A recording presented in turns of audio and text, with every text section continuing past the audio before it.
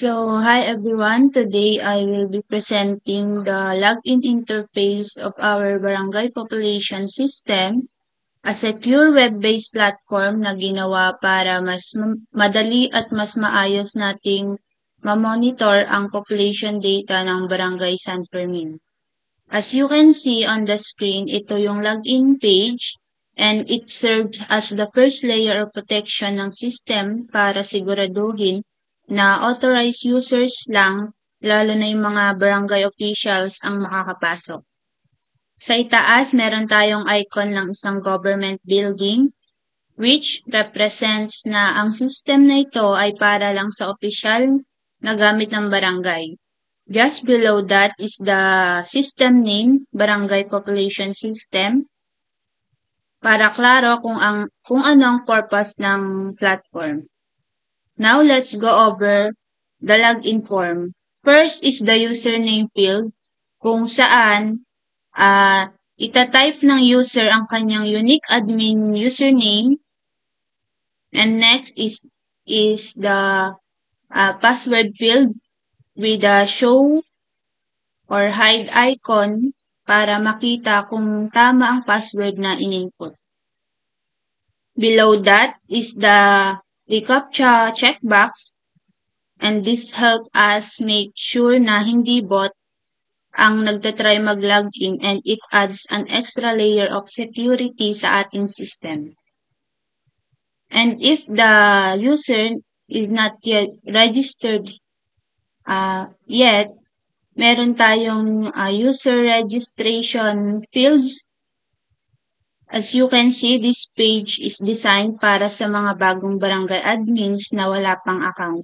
Dito sila pwedeng mag-register upang magkaroon ng access sa system. Below that, we have the title admin and in these fields, meron tayong username field kung saan pwede nilang i-type ang nais nilang admin username, and password field para sa kanilang secure login credentials. And first, we will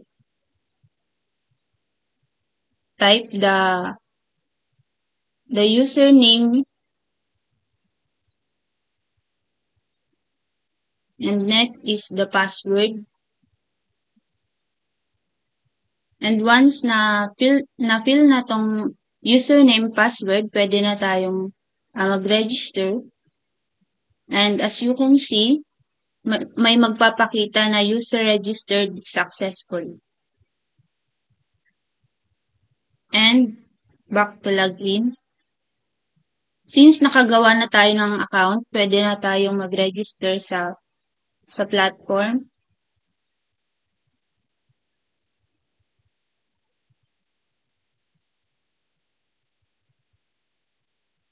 And here, we'll just need to check the reCAPTCHA. And as you can see, may mga magpapakita ng pictures na kailangan maklik mo lahat ng mga hinahanap sa reCAPTCHA. For example, motorcycles, we just need to click the motorcycles and the traffic lights. Since hindi natin naklik lahat, magpapakita yung please try again, and you just need to start.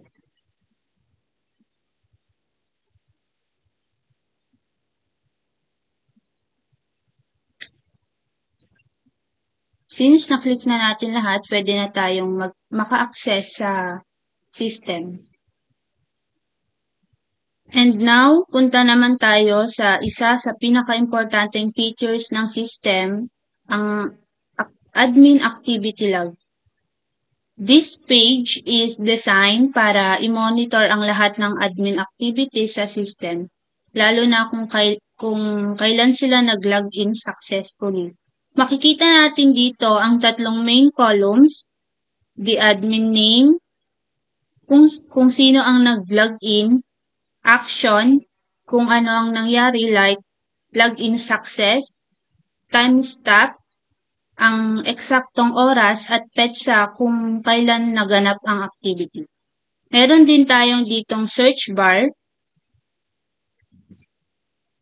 kung saan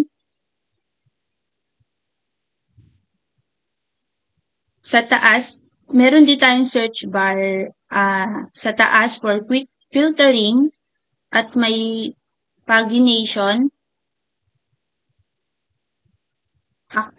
May pagination sa baba para mas madali ma-navigate kahit marami na ang records. And these features adds accountability and transparency, making sure na every access attempt is recorded at namomonitor ng maayos ng system admin.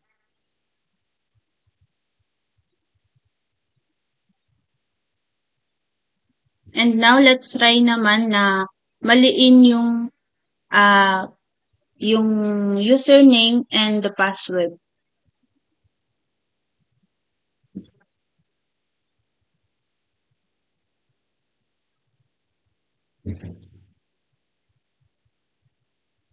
Tanggalin natin yung name.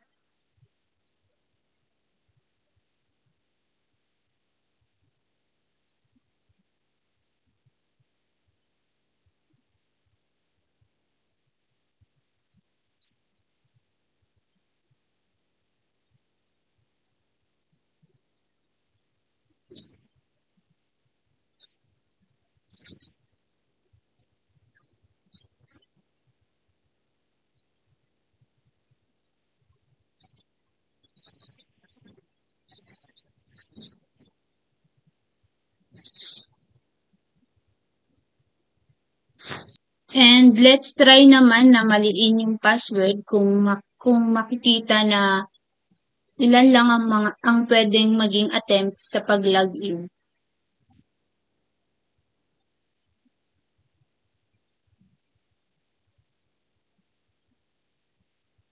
Napansin natin na 1 to 5 yung password kanina and ngayon itry natin na 1 to 3 lang ang ilagay.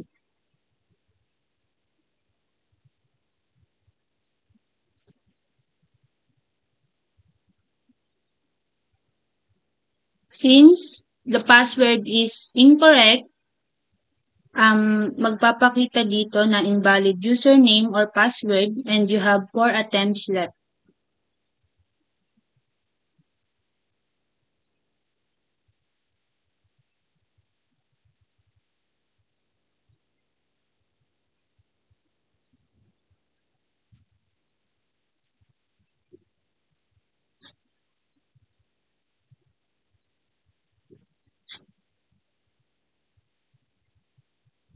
Let's try again.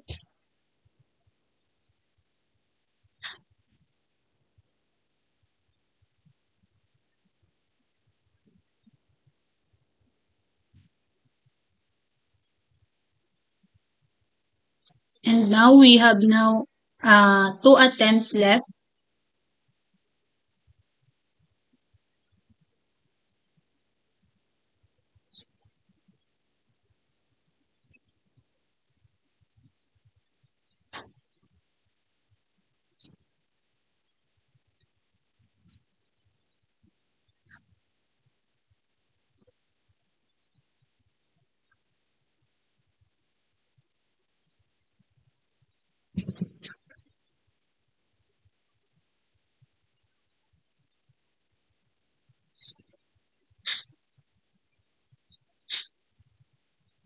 And 0 attempts left.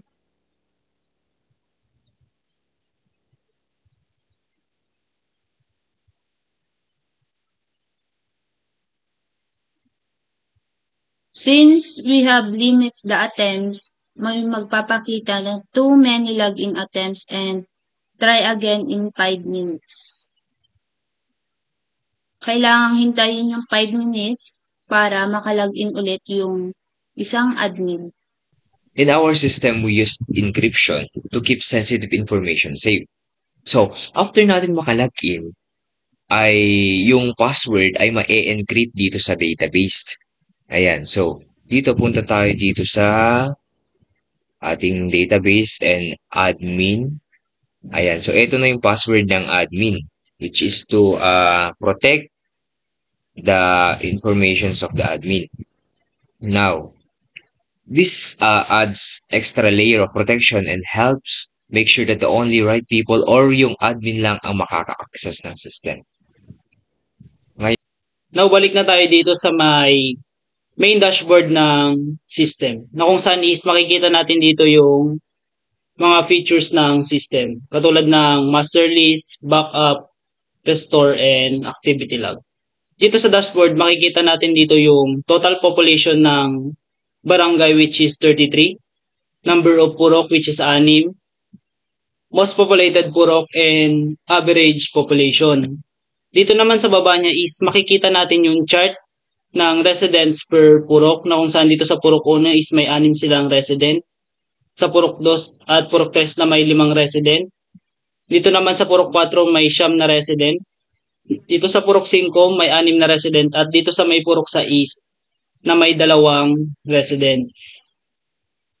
Punta tayo dito sa may master list. Dito sa master list, pwede kang mag-add, delete, tsaka update. Example lang natin, mag-add tayo ng resident dito sa master list. Lagay natin.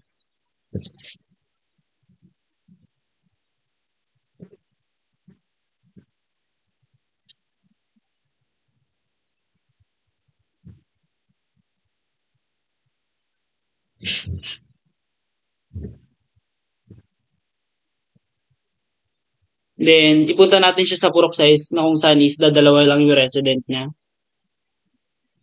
And contact number.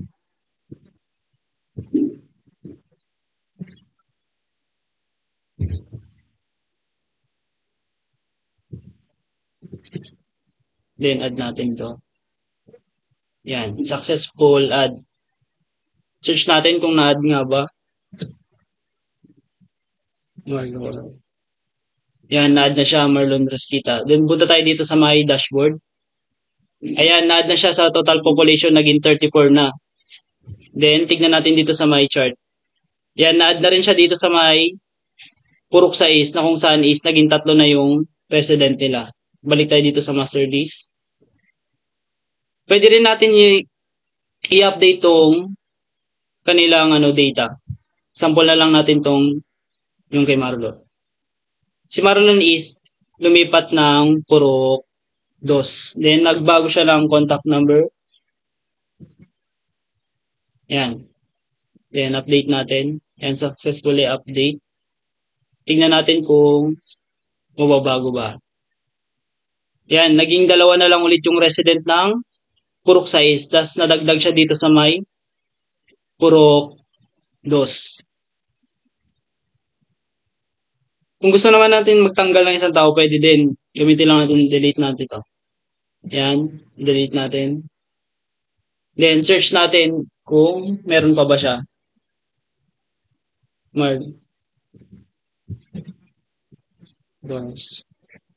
Kita. Marlon. Yan. Delete na siya.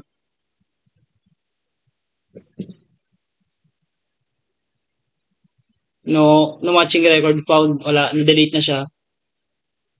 Then, kung gusto naman natin i-print yung buong data ng isang purok or yung mga pangalan ng sa isang purok, click lang natin tong print report. Then yan, magpapakita na yung buong data ng mga nasa purok. Then, print. Extract natin to. Then, balik tayo dun sa dashboard. Yan, na-delete na rin siya. Kanina 34 siya, naging 33 na. Dahil dinelete natin yung data ni Marlon Rosita. Next naman dito is yung backup and restore. So, dito naman tayo sa backup and restore. The backup lets unauthorized user save a copy of the data. Just in case na may mangyaring hindi inaasahan like ma-delete yung data or yung mag-crash yung system. Ngayon, So, dito sa backup, pindutin lang natin or click natin to backup is automatically magda-download na yung informations or yung data ng mga residents. Ngayon, paano naman to mare-restore? Click lang natin tong restore and choose natin yung file and get select lang natin yung na-download natin na backup na informations ng mga residents and open natin. Ngayon, pwede nating i-restore. Ngayon, nag-error siya kasi nandun pa lang or hindi pa or nadi-delete yung informations or hindi pa nawala. So, ang nakalagay dito is already exist. So, that's it.